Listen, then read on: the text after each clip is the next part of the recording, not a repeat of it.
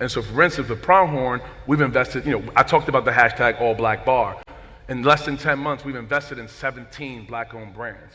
That is the community first, right? We're gonna start getting to the content in short order. You saw some of it last night, but that's the next kind of phase of how to build out this triangle effect. And then finally, I'm gonna ask you guys to go purchase, right? When you guys are in the club, when you guys are at the bar, when you guys are doing a happy hour, I want you to go support those black-owned Atlanta-based brands, which there are 5 of: Old Hillside, Greenwood Whiskey, et cetera, you can check out on pronghorn.co. But that idea of community building, getting the insight from the consumer, understanding what their need state is, building the content around them, and then the commerce allows for the dollar to stay within the community. That is disruption. I want to shift a little bit because we're talking about disruption, and we are experiencing disruption currently in the age of open AI. It's changing the industry across the board, especially when it comes to media. So how can entrepreneurs, especially those in media, prepare for the new digital and business trends that are on the rise? Yeah, I think the main thing is not to run from it. Too many people I'm seeing are saying, hey, you know what, I make great content, but AI won't be able to make content like me. One bet? You know what I'm saying? Like maybe it ain't just like yours today, but I ain't even saying 3 years, right? Maybe 3 months from now, it just may be. So as a community, what we often do is put our head in the sand and say, hey, you know what, like I just hope that this doesn't come. It's coming, so for the first time, we need to be in the forefront with everybody else.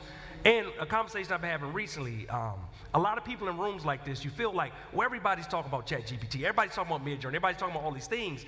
No, they're not. You're probably an early adapter or in conversations with early adapters to where they're talking about it. But the majority of America and the majority of this world has no idea what these actual tools are, what they're capable of, and what they can do. So now is the time still, right, for you to get in front of it. Else 2 years from now, you'll be talking about, well, in 2023, I wish I would have, like we wish we would have invested in that property. We wish we would have invested in those, all the things we wish we would have. Now is the actual time to do it. For real. I totally agree with you. Don't be like Blockbuster, you know what I'm saying? Like, where you on Twitter tweeting later talking about, remember when, you don't want to be like that, you know what I mean? And I think that's the reason why a lot of businesses do not last long term is because they lack adaptability. They get so complacent in their industry and they're winning or they're successful and they just sit back like this. And when new things come, they're so critical of the new things. They're like, I've heard so many people say, oh, AI is horrible, AI is horrible.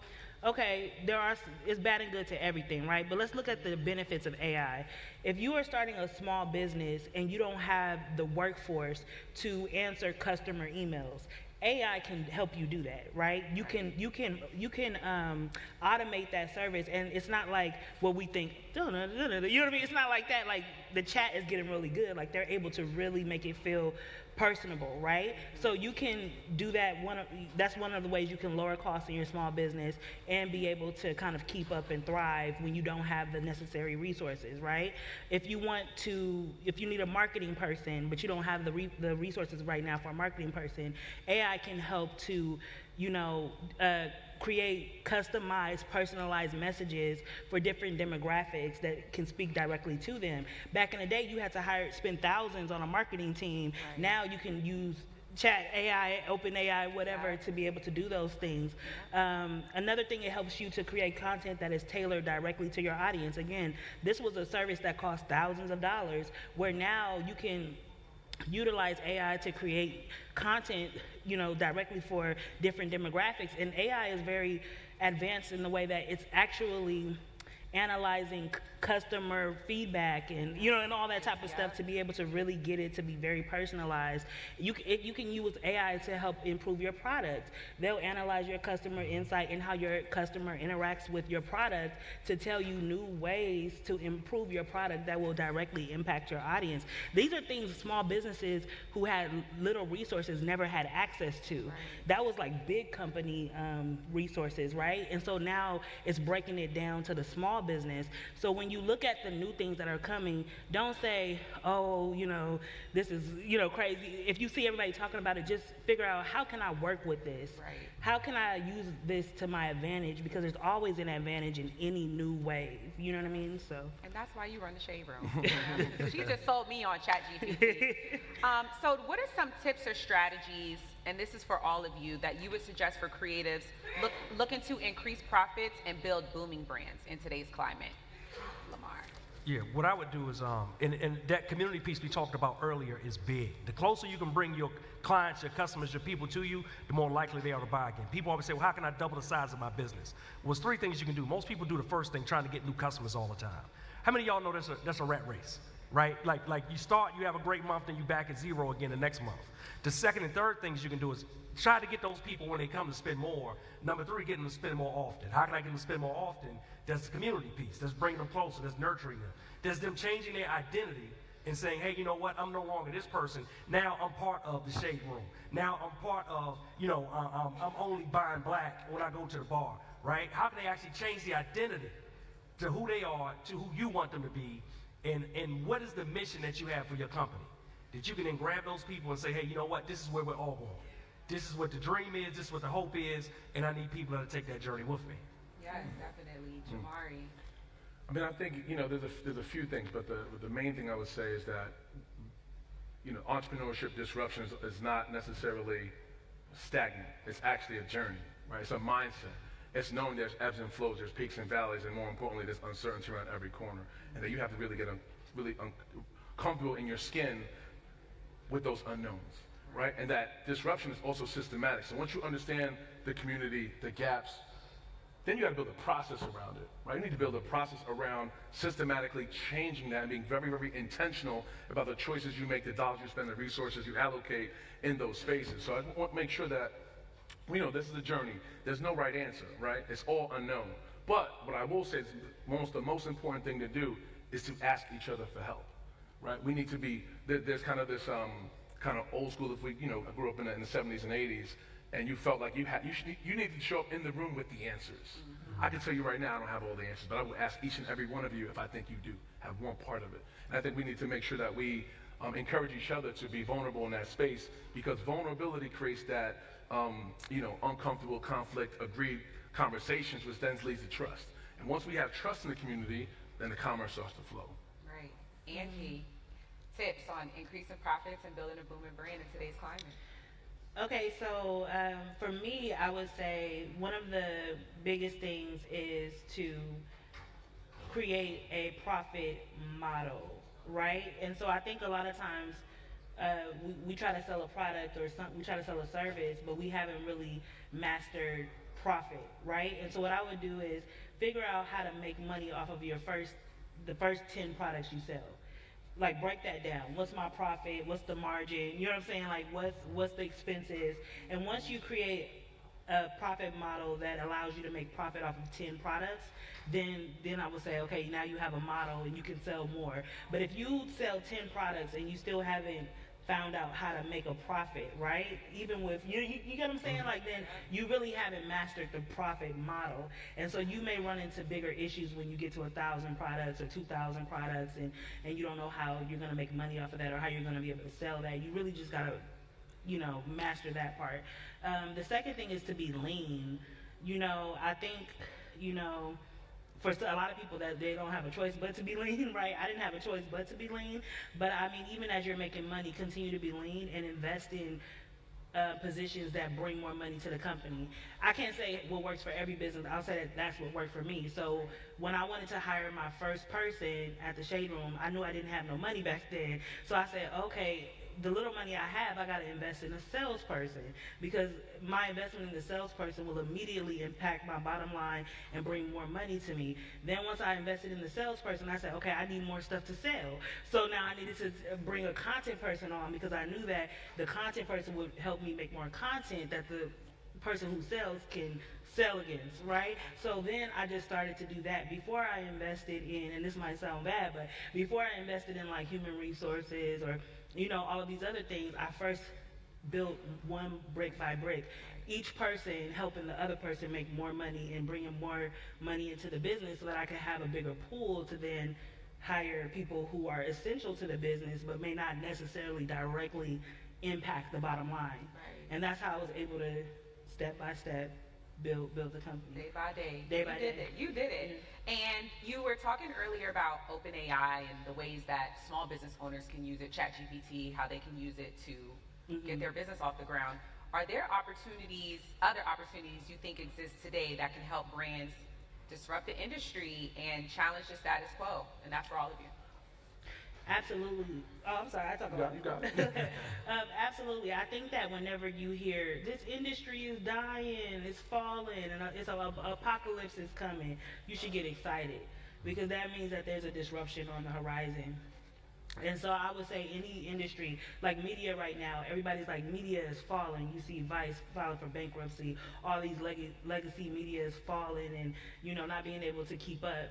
Mainly because, again, they don't operate lean. They hire 5,000 employees, open a million offices across the country before understanding how they're going to make that money. You know what I'm saying? Like on a larger scale. And so, but when you see these companies falling like that, then you know, people get discouraged and they're like, oh, you know, this is just the dead industry. No, it's actually begging for somebody to revitalize it. And so I would say in any industry that you're in, if you see that, oh, this is dying, try to figure out, okay, why is it dying? What are people no longer interested in? Why is this no longer serving the audience? And figure out a way to solve that. And you have not only will you become an industry leader, but you'll change that industry and you will win in money, in notoriety, in everything. You'll win in customer loyalty. You'll win in that area. So I would say just look for that in your industry and you'll be able to disrupt. I would say that one of the keys in addition to that is, you know, I think everyone in the room as entrepreneurs are probably amazing founders. What you don't always have access to, which we touched on a little bit before, is the resources of data, right? We don't have the information. And I think AI is going to be helpful in like allowing for amazing founders to access the information and the data that will allow them to talk to their communities in a different way with more insights.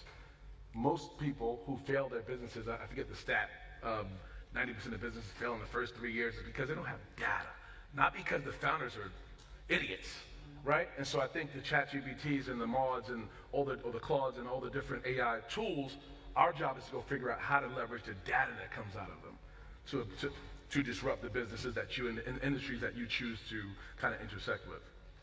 Yeah, and I'd say real quick, whenever there's crisis and disruption, there's opportunity, right? Also, whenever there's crisis and disruption, there's a transfer of wealth. It is our time to get in the middle of that transfer of wealth for once and make sure we get a piece of it. So I know somebody's saying, all right, well, I want to get into AI, I want to get into virtual reality, I want to get into blockchain, whatever it may be, but I don't know how. Guess what? As a CEO, it's not your job to know how. It's your job to know, to go find somebody or hire somebody that knows how, because no longer can we use that as an excuse for us not to move forward as a people. Yeah. All right, we're going to get close to opening it up for a Q&A, so get your questions ready, get prepared, and we'll have people coming around to you guys.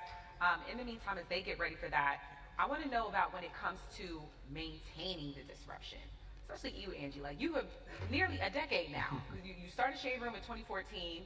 Next year, that's 10 years. So when it comes to maintaining the disruption and keeping your loyal fan base, keeping our audience engaged, what's the secret behind that? I would say it's adaptability, right? So when we first started, it was just like celebrity news. Then my audience started to want more, like politics and, you know, just different, like they became more, you know, diverse. You know what I mean? And so I had to, it's about continuously listening to your audience and then also continuously adapting. Like I said, you don't want to be that company that just has blinders on because you're so good at what you do that you're not able to kind of be flexible and adapt, right? You know a company that does this in like, I think that one of the best examples of this is Apple. They'll disrupt themselves. Like they'll be like, oh, we came out with the iPod, now we coming out with iTunes and you can download it on your phone. Now you don't need an iPod no more. Now we get like, they will disrupt themselves on a continual basis. And I feel like if you can disrupt yourself, if you can disrupt your own business model, then you'll see that you'll continue to like thrive even, you know, in a decade or 2 decades because you're constantly keeping up with whatever the customer's insights are, right? Whatever the customer's interest is. And so I think that's how you last longer is being able to, and I don't want to say this, right? A part of being able to, I know we talk about like taking investment money and doing that, and I do believe that in a lot of industries you have to take investment money, but I've also seen companies take investment money and that be the thing that kills them, right? because you're not, sometimes when you take a lot of investment money or you have a board of directors, you're not able to be flexible like that. You know, if I own the Shade Room, right? I had one investor, and I ended up paying him back to get my equity back, right? Because I wanted that flexibility. If I had a board of directors, right, and this is what's happening with a lot of media companies, if I had a board of directors, they might say, you can't make that change. Or they might put pressure on me to make money right now by doing something that I know is not right for where the business and the time is. So even if you take investment money, you want to maintain the ability to have control and be able to be flexible, because that could be the very thing that kills you, you know, in the end. So That was amazing. That was an amazing tip. All right, so let's open it up to questions. Okay. And just say your name and your question. Yes, my name is Mimi. Joyful day, everyone. With the social media platforms, you know, of course, Facebook evolved, and it, you know, the TikTok, Snapchat, and all that other wonderful stuff. So what is media gonna look like maybe 10 years, 15 years down the line for entrepreneurs and everyone? that's a good question. I think if I knew the answer, I'd be a billionaire right now, and I'd be somewhere, you know, in the Bahamas, just, you know, Right. or on some island. I don't know the exact answer. I do think that overall, media is becoming decentralized, right? Because people no longer respect or trust like legacy media, right? So like if CNN says something, you like, I don't know. If Fox says something, you like, I don't know. You know what I mean? Like people don't necessarily have a lot of trust in that. And what you're seeing is like when you go on Twitter, people, they always say, who's my competitor to Twitter, right? Because Twitter is one of the fastest media, they don't call it a media publishing company, but it actually is. The people are publishing the media. It'll start trending, TikTok, all of that, right? It's the people telling, they'll get the news and publish it out to people quicker than any other media company could even compete, right? And so I think that the future of media is going to look, you know, more decentralized.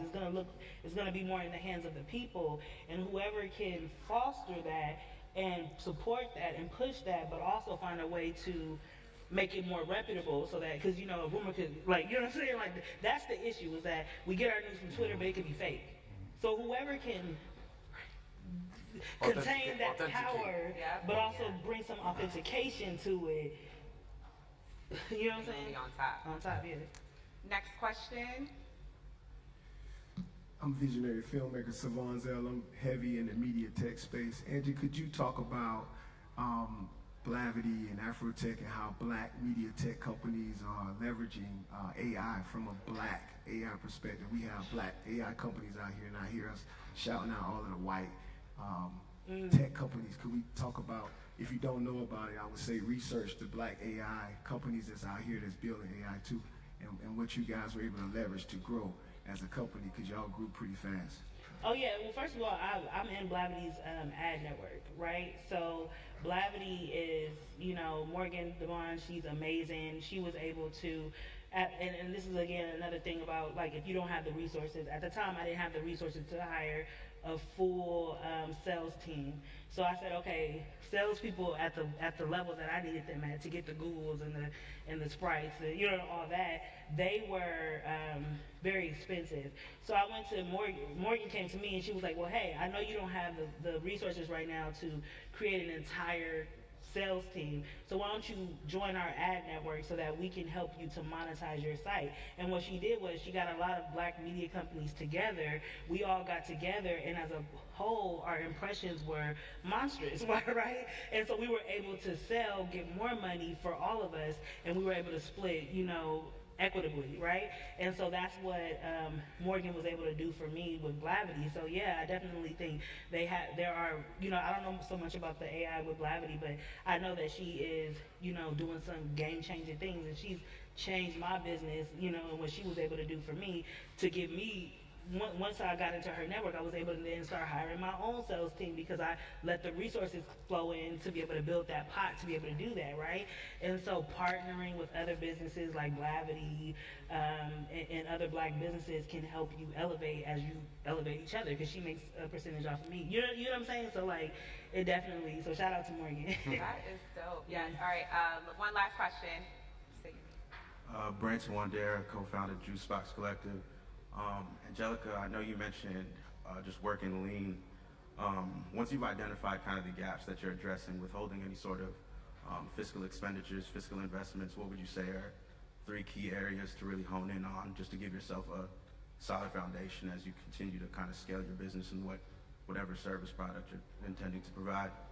So you're saying like when you get into an industry and you've already assessed the need, right? And Yes. then you say you have a small amount of resources. What's the next step? Yes, just kind of expanding upon what you were talking about as far as like working lean. Well, I would say the next best thing is hiring, right? Who you partner with.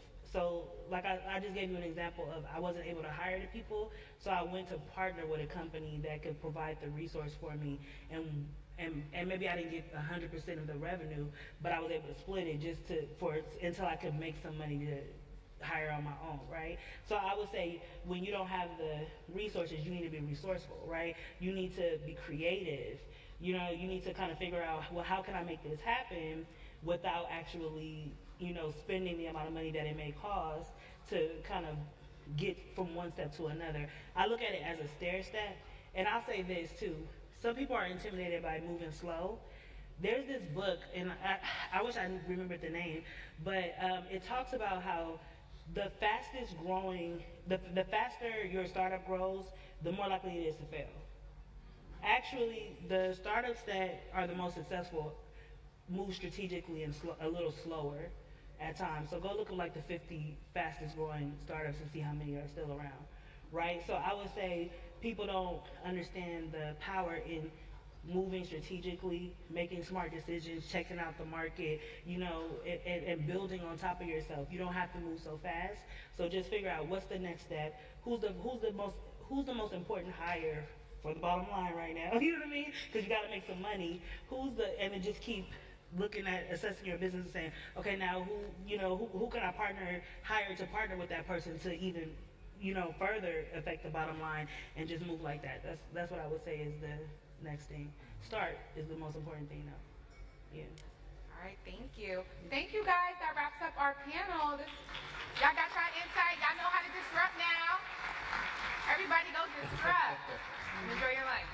All right, that's all. All right, give it up once again for